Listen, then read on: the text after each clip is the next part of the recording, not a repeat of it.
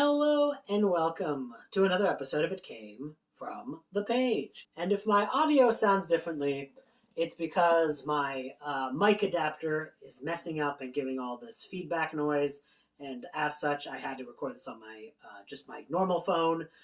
As this is, no joke, the fourth time I've tried to record this video, which is going great for my mood, especially when earlier today I heard from my landlord that they wouldn't be covering any of the many expenses I had last week. Anyways, enough about landlords and on to something that's even worse. Just kidding, nothing's worse than landlords. Today we're going to be talking about my top 10 Warhammer 40,000 books that I read in 2023. This is the continuing range of my top blanketies. Lowering this to 10, as I'm going to take out any Warhammer Fantasy I read, and of course I'm not going to be covering anything in the Horus Heresy series, as that is technically Warhammer 30k, but also because starting next month, because I've finally finished the series, and the series itself is wrapping up for good, like even the sequel series is wrapping up permanently in about, I think, 4 days when the final book comes out. So I'm very excited for that, and I'm going to be doing a big video on that. So instead, I'm just going to focus on Warhammer 40,000. A few things to note before we get into this. I am a leftist. The Imperium is bad. I don't think the Imperium is good. This started out as a satire, and please, people, stop being dumb. If you don't know what Warhammer is, the essential reality of Warhammer is this is a grim-dark dystopian universe. In fact, the phrase grim-dark actually comes from Warhammer 40,000, as when they have their first page explanations as to setting up the universe, almost always they end in the grim darkness of the 44th millennium. There is only war. And as such, when people started to read things that were similarly dark and grim and sadisons, they started using the term grimdark, and that originally came from Warhammer 40,000. This is a dystopian sci-fi series. The main thrust of this series is fascism versus chaos, where everyone is kind of a villain, most people are bastards, and there's really no heroes. The easiest way to describe it is like, what if the Emperor from Star Wars won, and the rebellion, instead of being the rebellion, is actually just a cult of demon-worshipping maniacs who slaughter billions. No good guys in this universe. It's all bad. It's basically, is it better to burn out or fade away? And you have to make your own decisions. So I read a whole bunch of these. Warhammer 40,000 comes in a variety of styles and stories. This, of course, started out as a tabletop game, but has such gone from comics to movies soon. Well, there was one movie, but there's going to be an Amazon Prime big series coming out soon, and books. So, of course, I'm going to be talking about books, but in the books lines, there are also the Warhammer Crime line and the Warhammer Horror line. What's nice about Warhammer Crime is this is all written in a dystopian universe, so everyone understands that ACAB is and always will be a thing. And Warhammer Horror is probably where most people who are interested in viewing this channel would be most interested in exploring.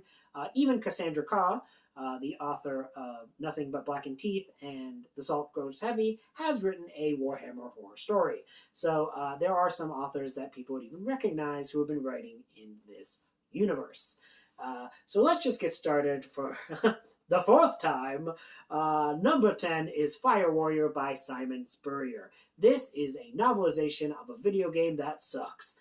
It was originally pitched as being a quote-unquote Halo killer, which is the video game series. And this was a first-person shooter game where you would play as the alien, the quote-unquote the Tau, who are a closest you get to a good guy in Warhammer, where they are the species that believes in doing things for the greater good and for the value of the individual and, you know, the what quote-unquote things being good. They have a lot of things that are like bastardy about them, but on the surface they seem like the nicest of all the factions, and they have to be going up against the Imperium of Man, which doesn't give a shit about anyone. They just throw as many bodies as they can at a problem because they have billions upon billions of subjects to just throw at a problem. So you have a species that understands the meaning of the individual versus a species who does not care at all, us. And it's very, very interesting. What makes this book good is, one, the prose is actually pretty well done. The action is well done. It really sets the tone very well. But what I think really sets us apart from just being a good book and to being kind of a great adaptation of a work of media that is subpar is that it deals with the psychological ramifications of doing things that happen in the universe. So the idea of you doing all the action that you do in like a first person shooter, where you're doing all these giant bombastic things, and you're doing many of them in a very quick succession, what does that do to the human psyche? Well, in this case, the alien psyche, but I mean, you know, humans are writing it. It's about the human psyche, really. And how would a person deal with all the exhaustion and the wear and tear upon your body that would be it would be gotten from doing all the things that you do in a book like this, and also what does it mean to actually pull the trigger out? And like it really goes into the psychological realities of war, and does it through the lens of a first-person shooter, which I think is just pretty brilliant and awesome. Number 9, the only book from the Warhammer horror line that I have. This is The Wicked and the Damned. This is a series of 3 novellas, and it is basically set up like an old Hammer horror film where there is all of these people who suddenly find themselves on this giant tomb world, and they have to figure out how did they get to this giant world that is a cemetery. They don't remember, and they're just meeting there, and they tell the story of what they all remember until they ended up meeting each other at this location. There is a variety of cool stories here, but my favorite is by far the first story, which is narrated by Pinhead's own delightful tone, Doug Bradley. And Doug Bradley does a brilliant job narrating this story. And honestly, had that story ended with this character finding the lament configuration and just becoming Pinhead, I would have believed it, because it's all about the horrors of war, which is very much like where the origins of Pinhead are, especially when you get to like Hellraiser 3 and beyond. Next up is Cadian Blood by Aaron Dembski-Bowden. This is another one that kind of goes into more horror-y than anything else. There is basically a group of soldiers who are just normal humans, who their homeworld is currently under attack and in this giant conflict, and they want to be there, but they have been basically diverted from the war front on Cadia, which is where they're from, and sent to this, which is a shrine world to the God Emperor. And there's this thing called the Ecclesiarchy, which are the like high militant religious faction in the Imperium of Man, and they want to come back and repopulate and save what they can from this world, basically because they want the shrines and the relics. So there is no humans basically left upon this planet, as almost the entire population has been turned into zombies. And it is a zombie tale where the person fighting is really kind of not happy that they're there, instead of being where they should be and where they want to be, where they can actually make a difference. They're basically fighting for nothing. And it's just kind of exploring the realities of trying to do that. And then there's also the very fun action here. There is a very fun Inquisitor who is joining up with their ranks. The Inquisitors in Warhammer 40k are like the Inquisitors back in the day, where they investigate all these problems, and they have near limitless power. Everyone has to basically do whatever they say. They can supersede anything, as they have the authority of the God Emperor on their side. So one of them basically like absconds the Cadians who are doing this very specific fight, and gives them a horrible, wild mission to go on. And yeah, it's just a great zombie tale, and there's some really good, extreme, weird, cosmic horror bits as well. So Aaron Dembski-Bowden is just very good at writing a story like this. Next up is Awakenings by George Mann. This is a story where the Inquisitor is the main character, and this is Inquisitor Astor Sabathiel. She originally appeared in a series of comic books, also written by George Mann. I don't like those comics very much, but I don't think you even need to read those comics in order to really understand and embrace and enjoy the story that's being told here, because basically she was left for dead at the end of that series, and this involves someone rescuing her and basically bringing her back to life after she has been away from the Imperium for a very, very long time. She is part of the Ordo Hereticus, and instead of having all the power that she normally has, she is basically set back to the bottom of the totem pole. She basically has to get her retinue of soldiers and miscreants and fighters to do some missions to prove her worth. And after she does that, in an amazing action sequence, she finds herself embroiled in a conflict that she is being framed for. And it's just really, really interesting, really unique. Everyone's pretty much a bastard in this.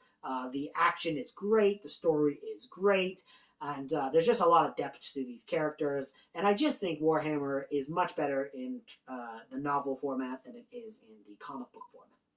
Next up is Gene Father by Guy Haley.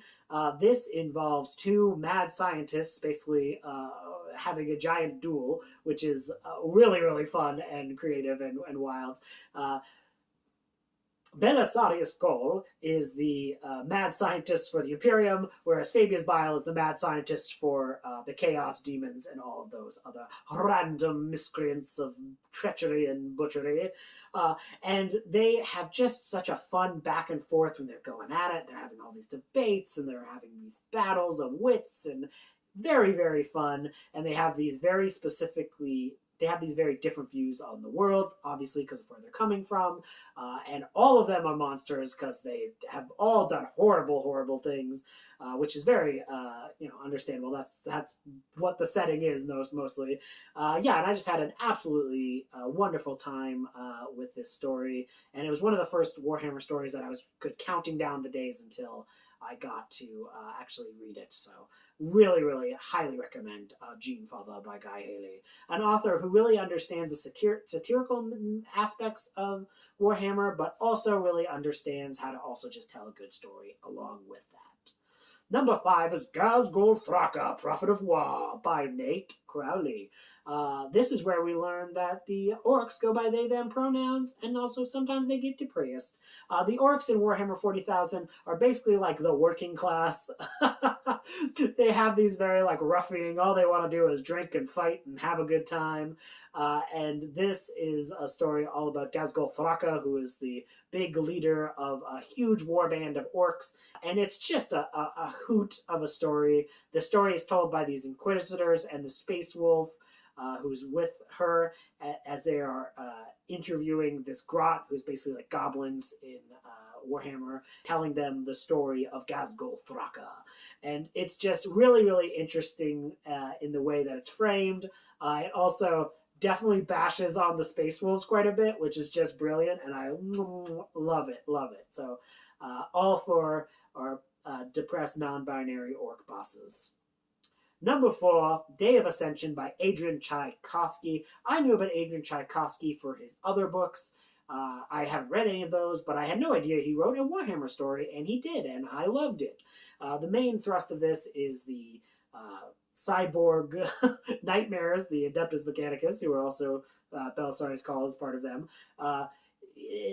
They run this world, and they run this world in horrible conditions for just the normal working class people who have to get all of these rare earth minerals so that they can make their technology, and that the war can just continue to go on indefinitely at the expense of them living horrible lives in squalor.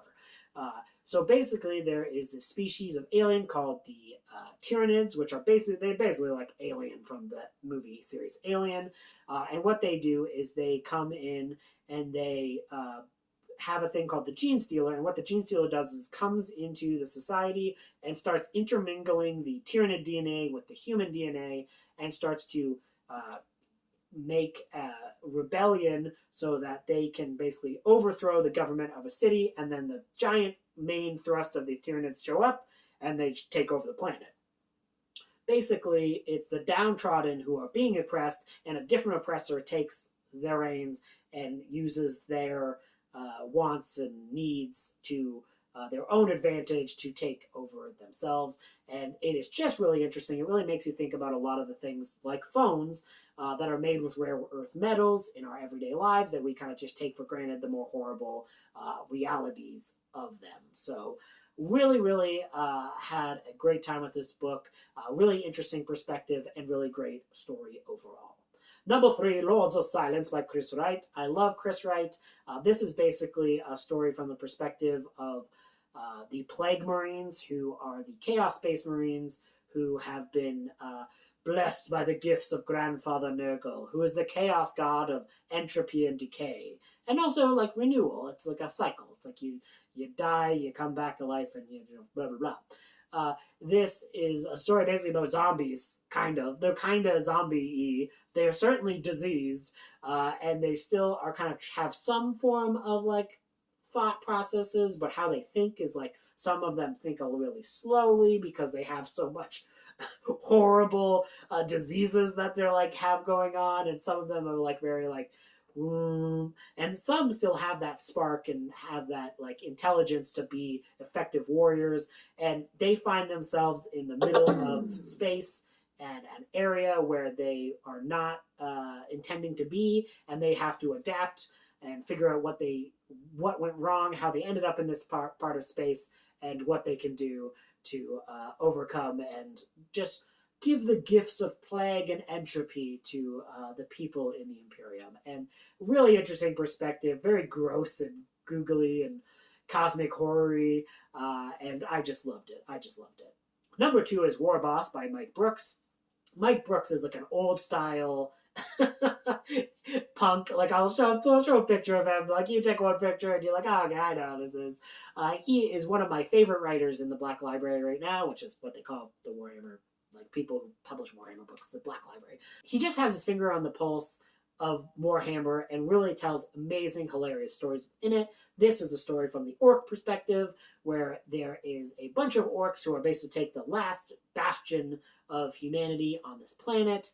And right before they are about to take over, the war boss, who's keeping all these disparate tribes and elements of the orcs together with a singular purpose, he gets his head smashed in because a bunch of goblins, grots, are trying to fix the giant mech they have, but they accidentally detach the head of the mech, and it just smooshes them and goes plonk, smack.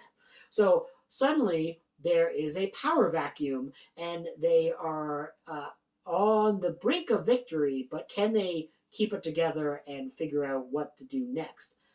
In order for them to not all fall into infighting, there's this basically orc wizard called the Weird Boy, who says there is a valuable portal underneath this last human settlement. Whoever can get there and take the power within first, they get to become the new war boss. So it's all these elements. They all start a huge race to take down the last bit of humans, and it's just like a wild, wacky ride of all these disparate elements, and it is hilarious. It is so well written and so entertaining. Definitely recommend the audiobook for this. Sometimes even the orcs will literally squabble about what chapter it is before you start the next chapter, and it's just glorious. It's so fun, so funny, so silly, and top of the line material. My favorite Warhammer 40,000 book I read this year, though, is Double Eagle by Dan Abnett.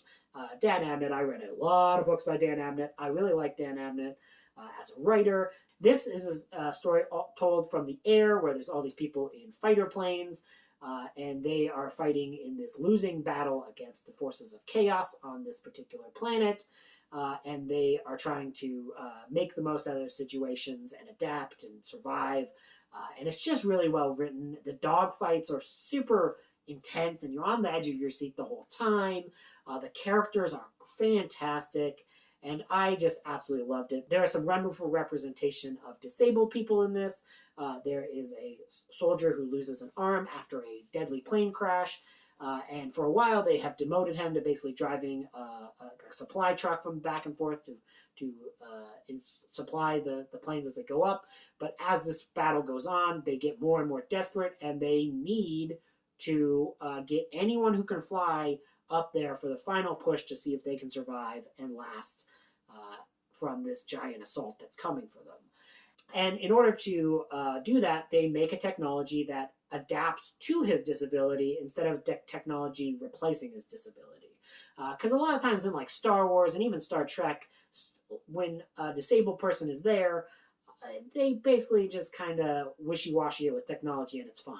You know, if you lose an arm, now you have a robot arm. Robot arms exist in 40k, but they're not like Star Wars, where, you know, Luke Skywalker loses a hand and he never thinks twice about it. Like, it never seems to bother him. In Warhammer, prosthetics are like they would normally be, which is, you know, phantom pains, nerve pains, and they don't work perfectly, and, you know, it's very, very interesting. So yeah, I absolutely loved all these books that I talked about. If you've read any of these and have opinions, I would love to hear them. Thank goodness the audio for this will be fine. Bye!